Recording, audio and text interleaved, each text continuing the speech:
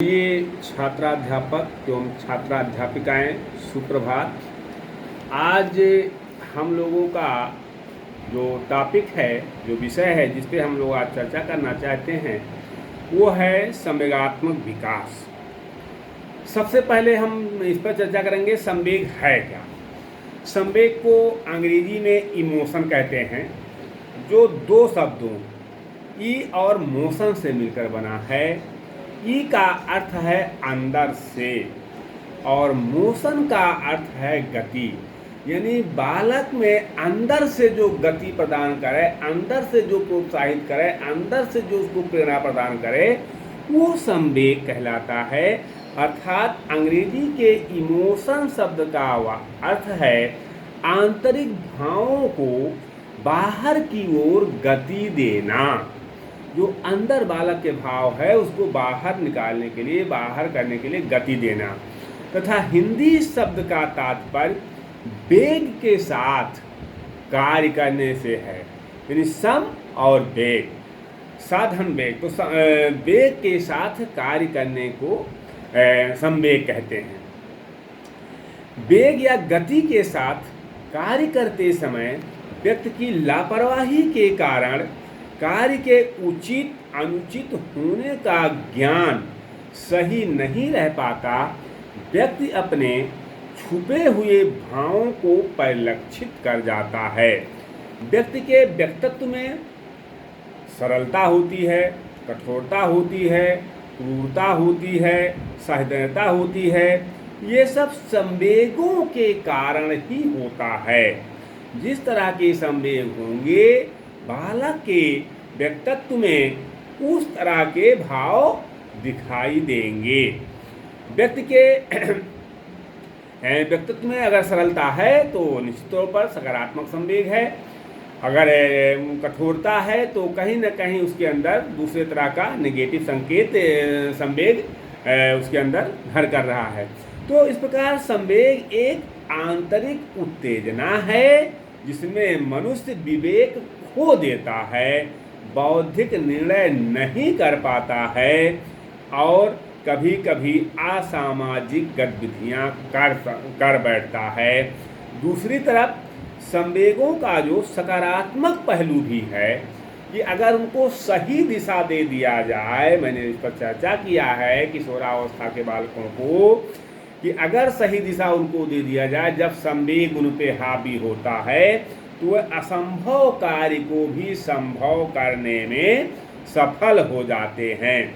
क्योंकि संवेग जो है बालक के जीवन में अत्यंत महत्वपूर्ण स्थान रखता है। बालक को संवेगों से ही प्रेरणा मिलती है।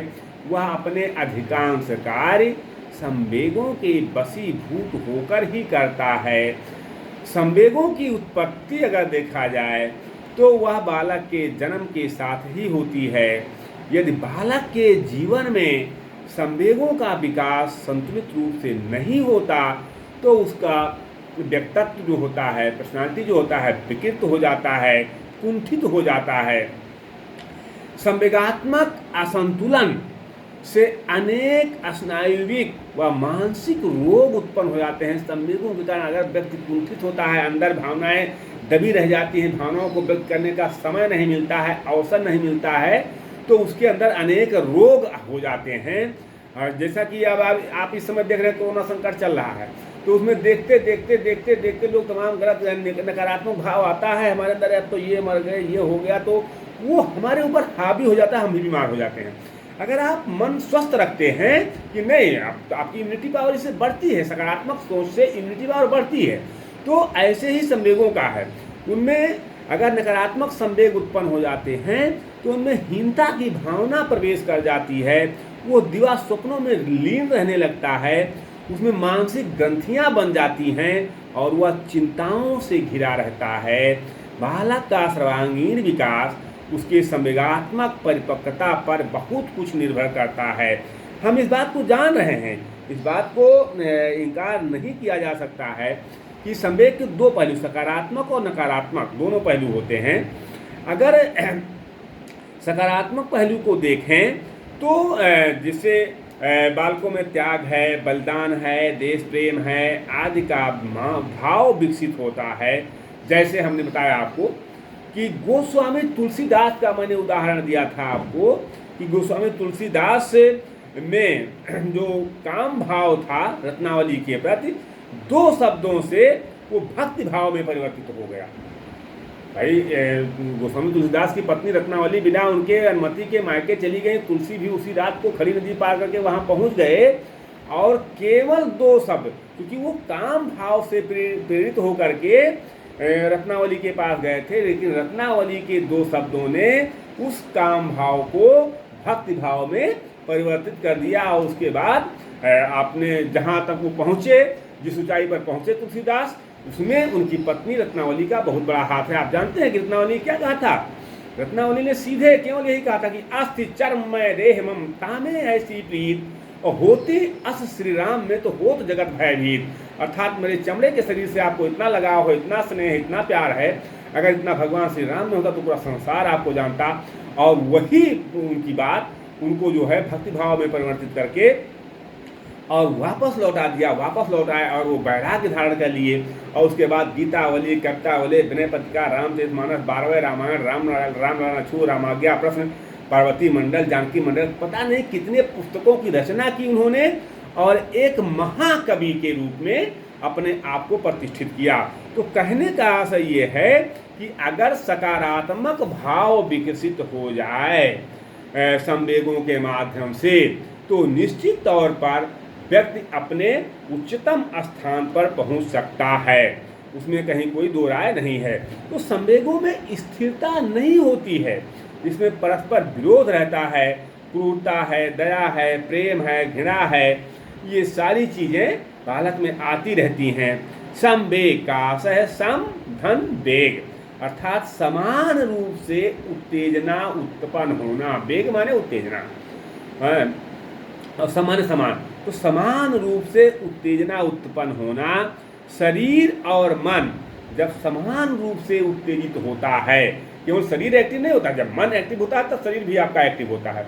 जब तक अंदर से आप एक्टिव नहीं होंगे तो शरीर एक्टिव होगा नहीं करेगा। तो जब निश्चित तौर पर शरीर और मन जब समान रूप से उत्तेजित होते हैं तब तो संवेदना उत्पन्न होती है। शरीर और मन में एक साथ उत्तेजना होता है, जैसे भय की स्थिति होती है। मान लीजिए आप कमरे में प्रवेश किए तो आप रस्सी पड़ी हुई है, सांप देख के आप उसको सांप मान लेते हैं अंधेरे कमरे में, और तो आप भयभीत होते हैं और भागते हैं। यानी भय की स्थिति में मन उत्तेजित होने पर शरीर में क्रियाशीलता यानी भागने की क्रियाशीलता उत्पन्न होती है। जैसे मन पहले उत्तेजित होता है, डरते हैं, आप भयभीत होते हैं और तब शरीर क्रियाशील होता है।